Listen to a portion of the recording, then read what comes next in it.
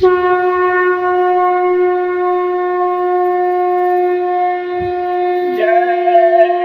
गुरुदेव, जय गुरुदेव। मन को मोड़ सत्संग में आओ, लोक परलोक दोनों फल पाओ। गाय को राष्ट्रीय पशु बनाओ, धरती पर सतयुग ले आओ।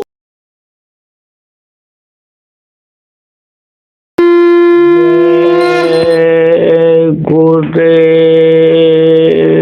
भरोसो चरण कमल का तेरे भरोसो सांस सांस पर आस तुम्हारी और न काहू के रे भरोसो।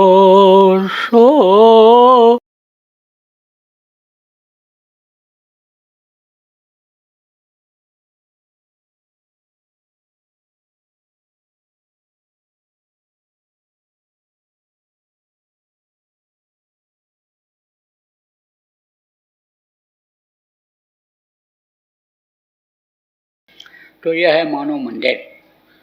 अब इसको जब गंदा कर लेते हो तब वो कबूल नहीं करता है, स्वीकार नहीं करता है। गंदी जगह पर बैठ कर के कोई पूजा पाठ करता है? कहते हो ये जगह अपवित्र है। कौन सी? जहाँ मुर्दा जलाए जाते हैं उस जगह को कहते हो ये नापाक जगह है। यहाँ पर यज्ञ कहीं करेंगे तो नुकसान न हो जाए, कबूल नहीं होगा, स्वीकार नहीं होगा। कोई भी अनुष्ठान, पूजा पाठ शमशान घाट पर कोई नहीं करता है। कहता है देवता इससे खुश नहीं होंगे, देवता इससे नाराज हो जाएंगे। अब शमशान घाट पर किसको ले जाते हैं? जिसकी जीवात्मा निकल जाती है, मुर्दा को ले जाते हैं। तो प्रेमियों, यही जीवात्मा जो आपके अंदर है वही जीवात्मा मुर्गा में, भैंसा में भी, बकरा में भी है। यही जीवात्मा उसमें भी है। आदमी का बच्चा मर जाए, आदमी मर जाए तो कहते हैं कि जलाने गए थे, गाड़ने गए थे मुर्दा, लौट करके आते हैं, नहाते हैं, हाथ पैर धोते हैं, कान पकड़ते हैं, मिर्ची खाते हैं कि जिससे यानी समझो कि कोई अगर कोई जर्म्स आ गए हों तो उससे नुकसान न हो।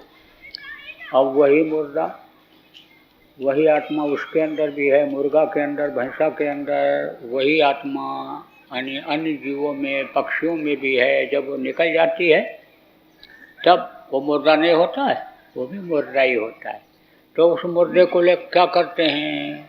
पेट के अंदर रख लेते हैं। बहुत से लोग मांस को खाते हैं और मांसाहारी को नहीं खाते।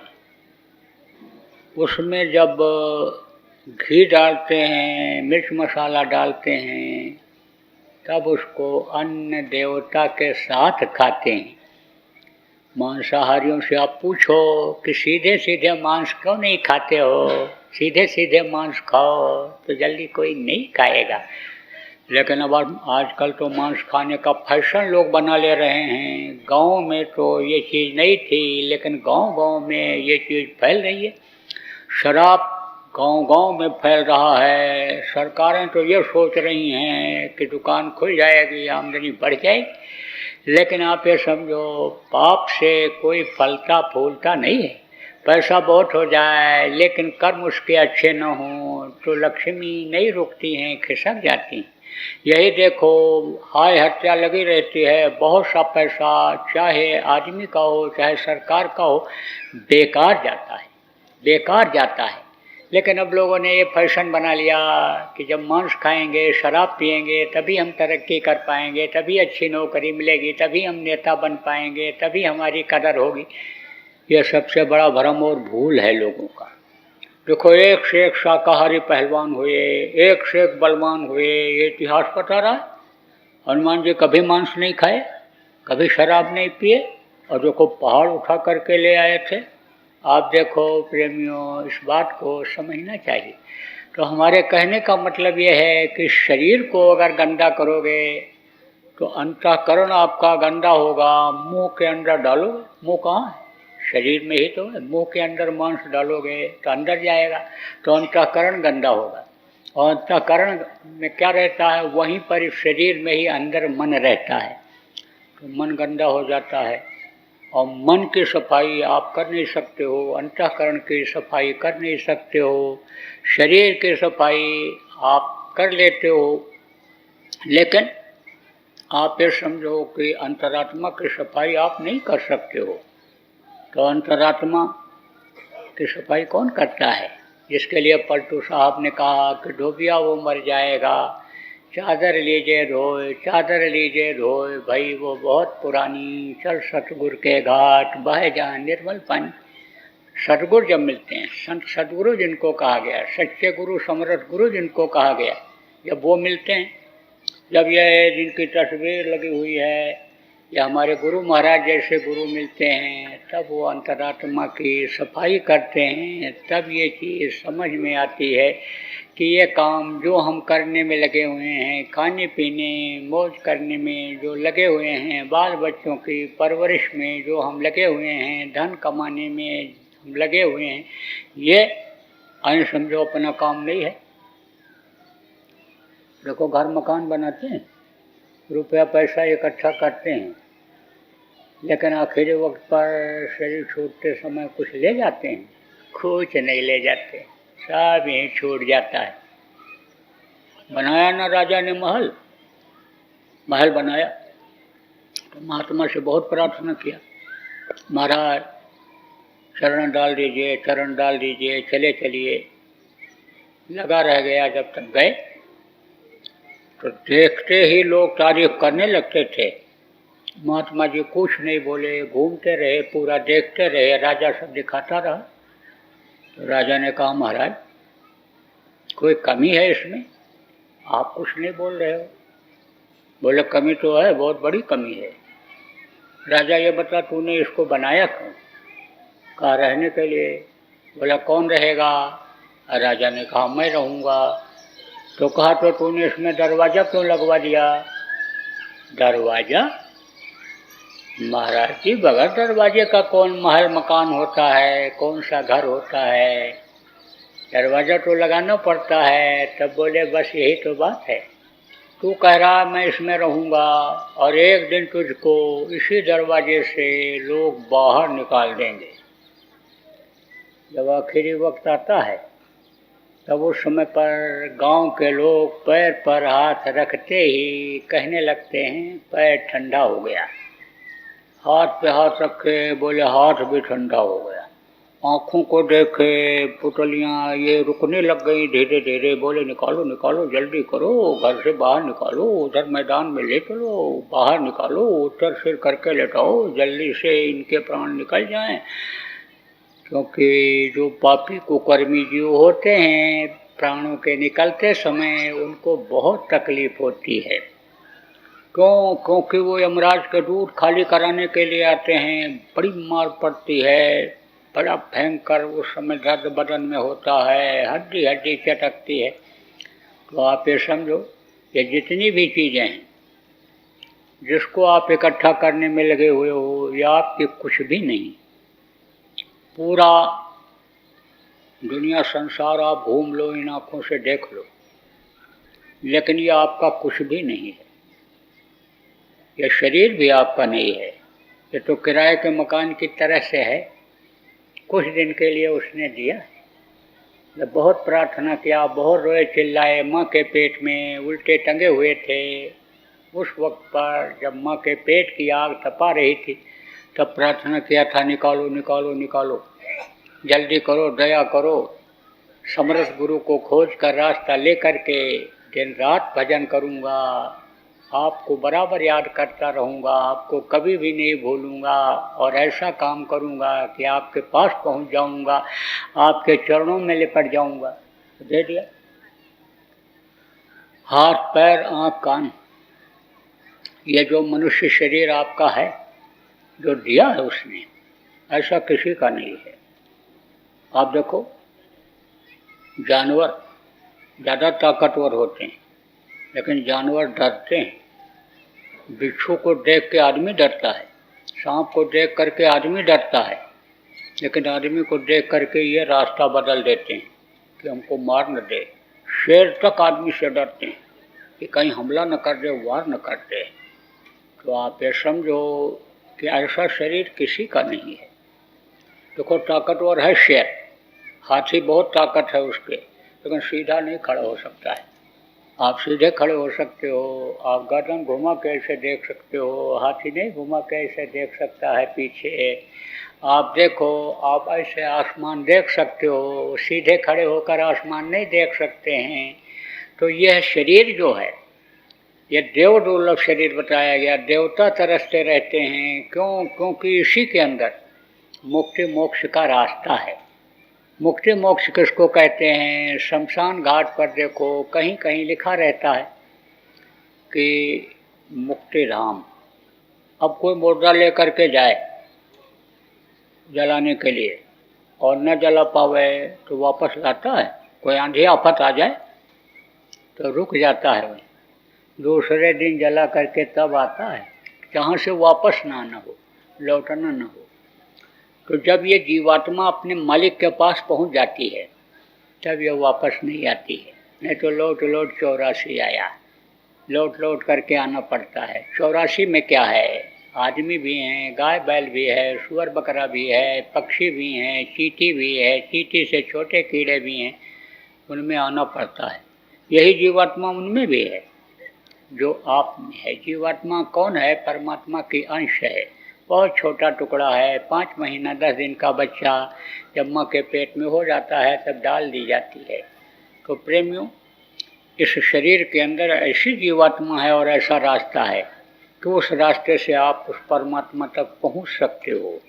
देवता नहीं पहुँच सकते। और ये आप समझो जानवर पक्षी कोई भी ऐसे नहीं हैं, यानी स्थूल शरीर में, लिंग शरीर में, कारण शरीर में जितने भी हैं कोई नहीं पहुंच सकते हैं, लेकिन आप पहुंच सकते हो।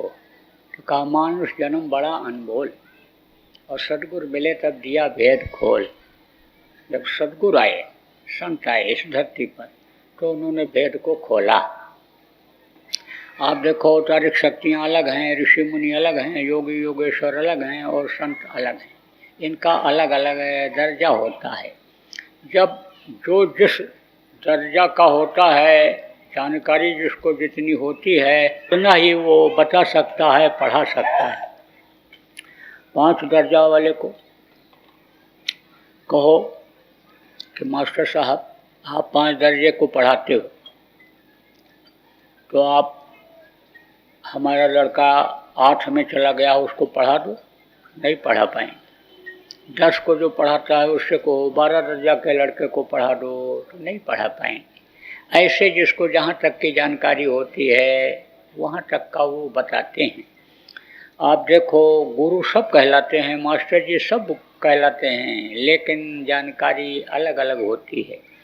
तो जब समर्थ गुरु, सच्चे गुरु मिलते हैं तभी ये जीवात्मा 84 में नहीं आती है, नहीं तो लौट लौट करके इसको 84 में आना पड़ता है। तो ये शरीर भी आपका नहीं है, कुछ दिन के लिए उसने दिया है। अब इससे चाहे आप अच्छा काम करो चाहे बुरा काम करो, आज़ाद कर दिया। लेकिन संतों को भी भेजा उस मालिक ने कि इनको समझाते रहो, बताते रहो कि ये बुराइयों में न फंसें, इन अंगों से बुरा काम न करें। पैर से चलने के लिए आप आज़ाद हो, कहीं भी जाओ। आप हाथ से काम करने के लिए आज़ाद हो, अच्छा काम करो बुरा काम करो, आँख से अच्छा देखो बुरा देखो, कान से अच्छा सुनो बुरा सुनो, आज़ाद हो। लेकिन फल भोगने के लिए आज़ाद नहीं हो। क्यों? क्योंकि अच्छे का फल अच्छा मिलता है, बुरे का फल बुरा होता है, बुराई से कोई बच नहीं सकता है। तो ये सब बना तो दिया, लेकिन आज़ाद तो कर दिया, लेकिन ये शरीर भी आपका नहीं है, एक दिन इसको खाली कर देना पड़ेगा। क्योंकि इस धरती का विधान ये है, नियम ये है कि जो पेड़ फला वो झड़ा, जो आग जली वो बुझी, और जो पैदा हुआ वो मरा, चाहे जो रहा हो। देखो तारीख शक्तियाँ आई, राम आए, कृष्ण आए, संत आए, कबीर आए, गोस्वामी आए, पलटू आए, नानक, मीरा, तमाम ऐसे हैं। ये सब मनुष्य शरीर में आए और सबको मनुष्य शरीर छोड़ना पड़ा। तो प्रेमियों, ये दिन और रात जो आते हैं ये क्या है? ये उम्र को काटने वाले चूहे हैं। दिन सफ़ेद चूहा मान लो और रात को काला चूहा मान लो। ये एक एक दिन ये उम्र कटती चली जा रही है। अब जो बची है उसमें अपना काम करो। अपना काम और पराया काम क्या है? ये काम जो करने में लगे हुए हो दूसरों के लिए, ये धन दौलत घर मकान जो दूसरों के काम आने वाली चीज़ है, जो उसको लगे हुए हो, इस काम में से ही थोड़ा समय निकाल कर अपना काम करो। तो अपना काम क्या है? धाम अपने चलो भाई, पराये देश नहीं फंसना। ये पराया देश है, ये काल भगवान का देश है, वो इसको खाली करा लेगा।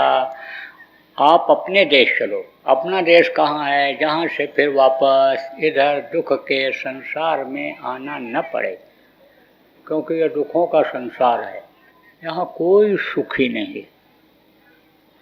इतने आदमी बैठे हैं, पूछा जाए कि बताओ कोई कि आपके यहाँ साल 2 साल में कोई बीमार तो नहीं पड़ा? कोई नहीं हाथ उठाओगे, क्योंकि बीमारी घर घर में आ रही है। लड़ाई झगड़ा कुछ कुछ पूछा जाए तो कहोगे नहीं, ऐसा नहीं है कि हमारे यहाँ न होता हो। नहीं कुछ है तो लड़के ही लड़ जाते हैं, एक दूसरे का बाल गाल नोचने लगते हैं, ये चीज़ें तो हैं। और आप अगर कोई चैलेंज करो तो मैं इसी में बता दूंगा कि इनके यहाँ कोई न कोई बीमार रहता ही रहता है। लड़ाई झगड़ा कुछ न कुछ रोज होता है। मैं बता दूंगा, एक नहीं 2 4 10 20 को बता दूंगा। तो ये क्या है? ये दुखों का संसार है। इस दुख के संसार से जब तक निकलोगे नहीं तब तक परेशानी जाएगी नहीं। अब यहाँ ना आना पड़े तकलीफ़ झेलने के लिए, तो वो अपना काम है। अब आपको फिर भाई उसके लिए तो हमको घर छोड़ना पड़ेगा, ज़मीन जायदाद छोड़नी पड़ेगी, बाल बच्चों को छोड़ना पड़ेगा, ये सब कुछ नहीं करना पड़ेगा आपको। आपको केवल अपने सबसे पहले अपने शरीर को साफ सुथरा रखना पड़ेगा। अंतरात्मा को अंदर से सफाई करनी पड़ेगी। बाहर से तो साफ सुथरा हो। आप तो देखने में दिव्य पुरुष लगते हो, क्योंकि मेहनत की कमाई खाते हो। दिन में कमाया, शाम को अपने अपने तौर तरीके से ही कुछ न कुछ भगवान को याद करके आराम से सो जाते हो। वो तो जो जिनके अंदर ज़्यादा चाय भाए रहता है, लूट घसोट रहता है, जिनके कर्म खराब रहते हैं, उनका चेहरा मोहरा इतना खिला हुआ नहीं रहता है।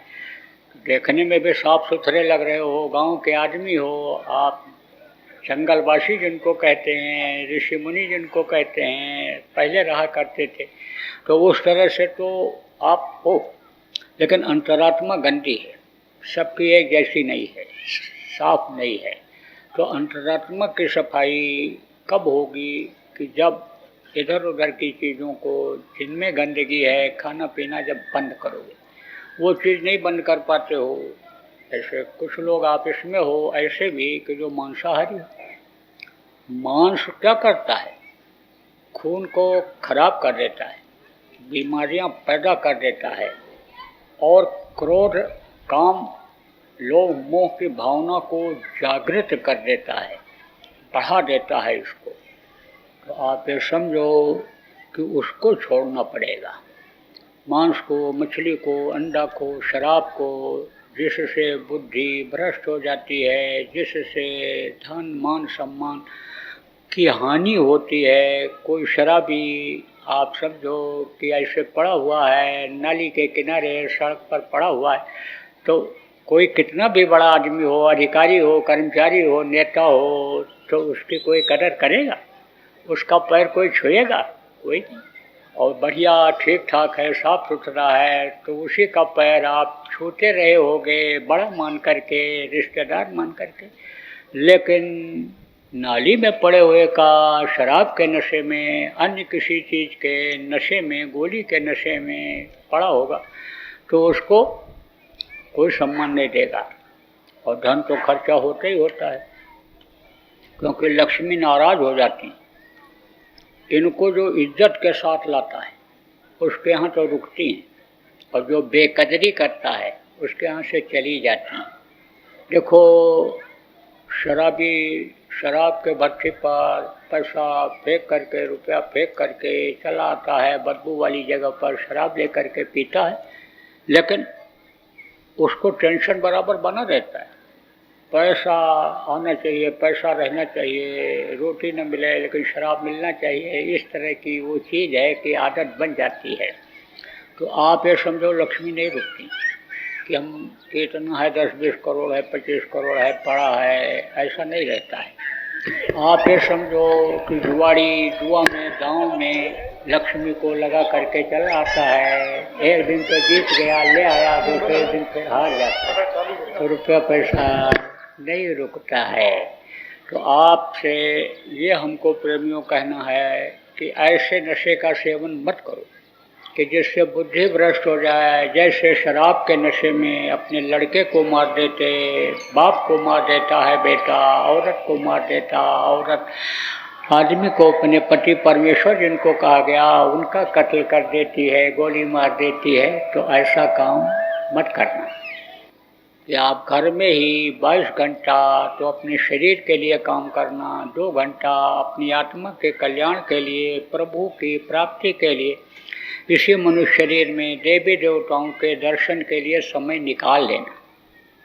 आप देखो, अगर आप अपने तन को, मन को साफ रखोगे, अंतःकरण को अब गंदा नहीं होने दोगे और जैसा बताऊंगा वैसा करोगे, तो प्रभु का दर्शन पाना इस समय आपके लिए बहुत आसान हो जाएगा।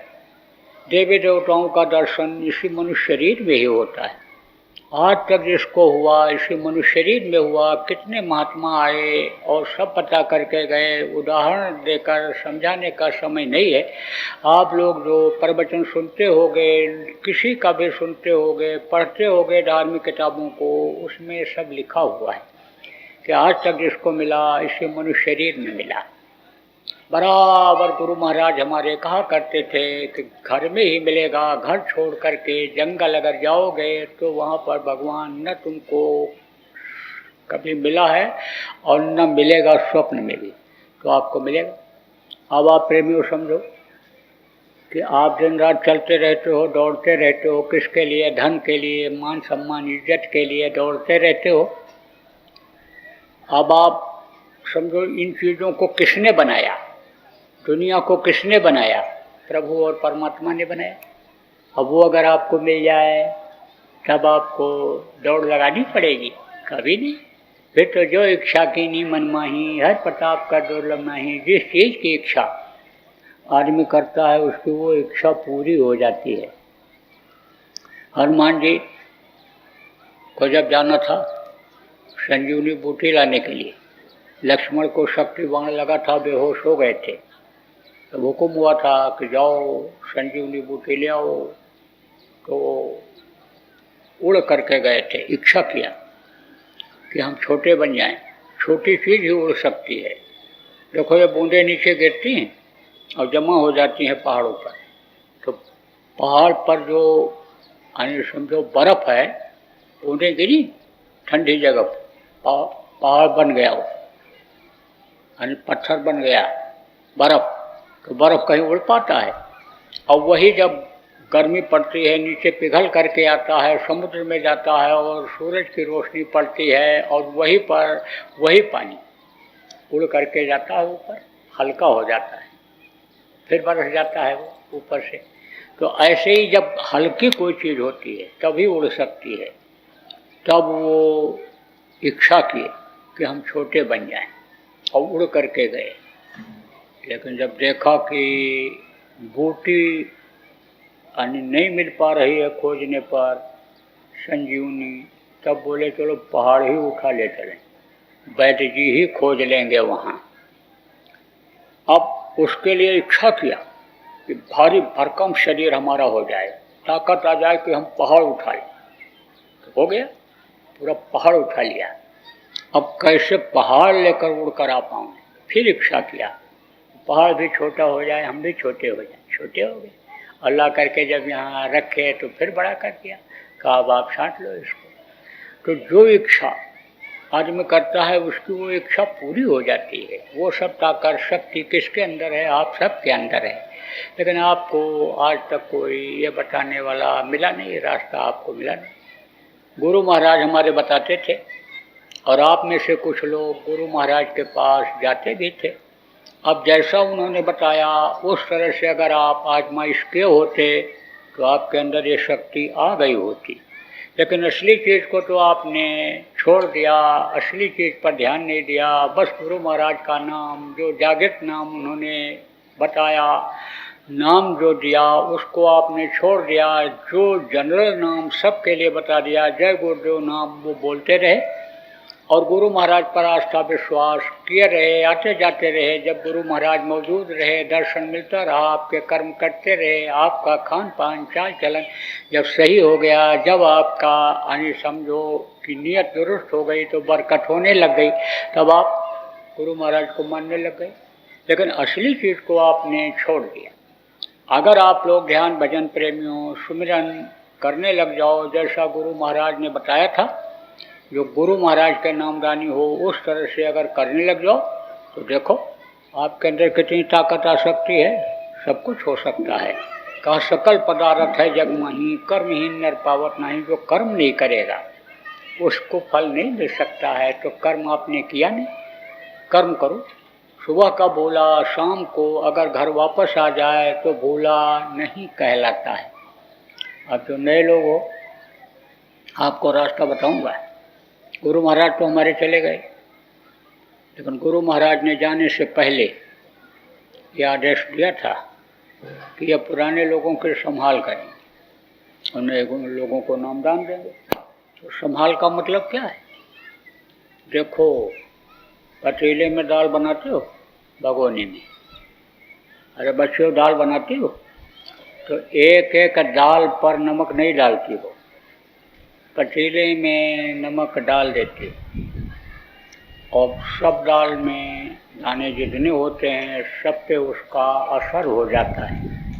ऐसे ही एक एक चीज़ पुराने लोगों को आपको बताने का समय नहीं है, लेकिन आपकी संभाल बाहर भी होगी और अंदर में भी होगी। अगर आप लोग सुमिरन ध्यान भजन जो गुरु महाराज ने बताया उसको आप करने लग जाओगे, गुरु भक्ति आप में आ जाएगी, गुरुमुखता आ जाएगी। गुरु के आदेश का पालन आप लोग अगर करने लग जाओगे तो गुरु महाराज की दया आप पर हो जाएगी।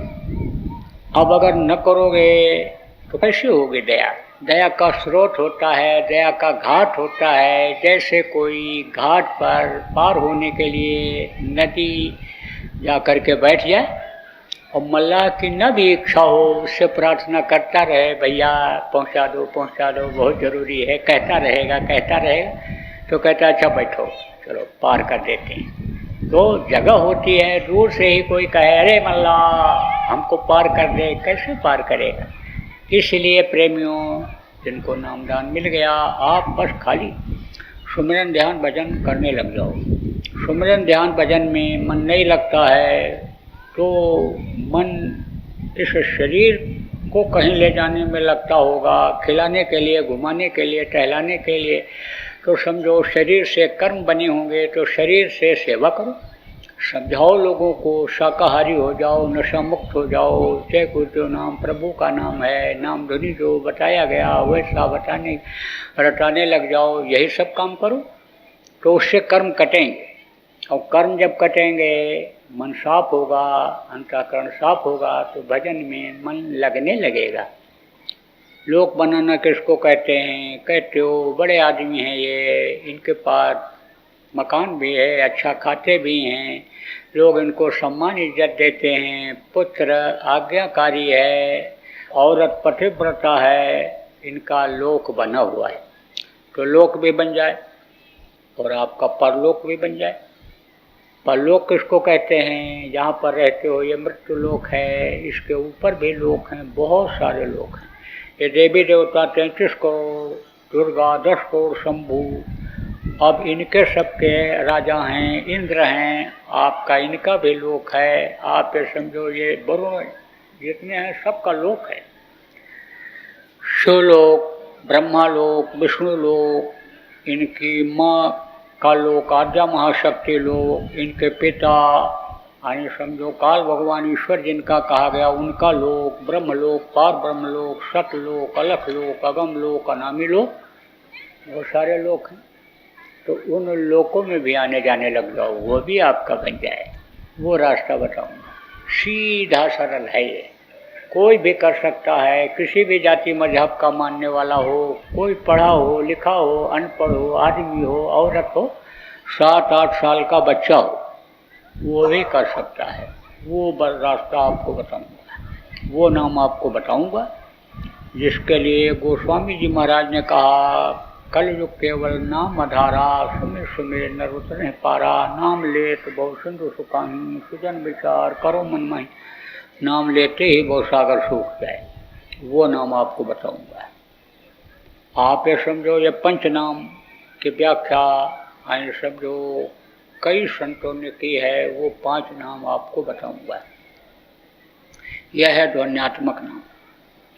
ध्वन्यात्मक नाम किसको कहते हैं? उन ध्वनियों का नाम जो इस मृत्युलोक में जन्म नहीं लेते हैं, माँ के पेट में बन करके पल करके बाहर नहीं निकलते हैं। यह माया का लोक है, काल का लोक है, इसमें वो नहीं आते हैं, मनुष्य शरीर में नहीं आते हैं। तो वो कौन है? निर्मायक हैं। और माया के लोक में जो पैदा होते हैं, माँ के पेट में जो पलते हैं, बनते हैं, बाहर निकलते हैं, वो मायक होते हैं।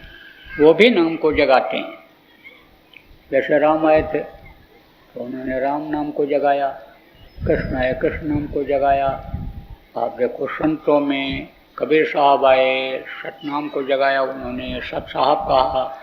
आप देखो नानक जी ने आए गुरु की महिमा को, गुरु की लीला को अंदर में जब देखा तो उछल पड़े, वाहे गुरु वाहे गुरु वाहे गुरु। अरे मेरे गुरु, क्या जलवा है अंदर में आपका, क्या महिमा है। क्योंकि जितने भी गुरु आते हैं जो समर्थ होते हैं, वो भी मनुष्य शरीर जैसे ही शरीर में रहते हैं, इसी तरह खाते, इसी तरह पहनते, इसी तरह बोलते हैं, यहीं धरती पर ही रहते हैं, डोलते हैं। तो बाहर से पहचान नहीं होती है, अंतर में होती है। जय गुरुदेव। बाबा उमाकांत जी महाराज अपने ही प्रेमियों के सहयोग से संस्था द्वारा जनहित का कार्य करते हैं।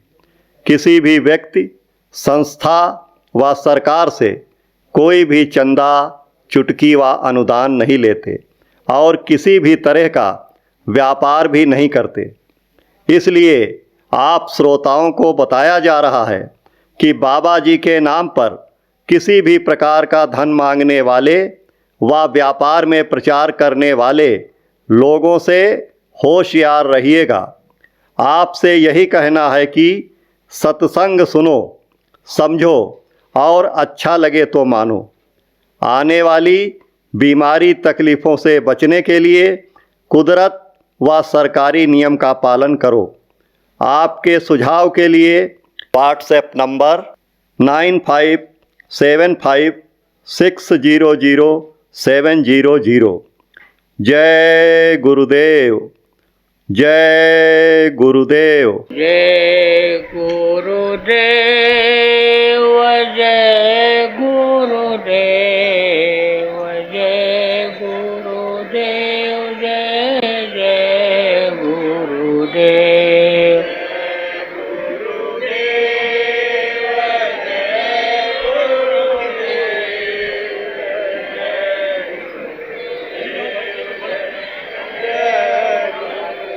जय गुरुदेव, जय गुरुदेव, जय गुरुदेव।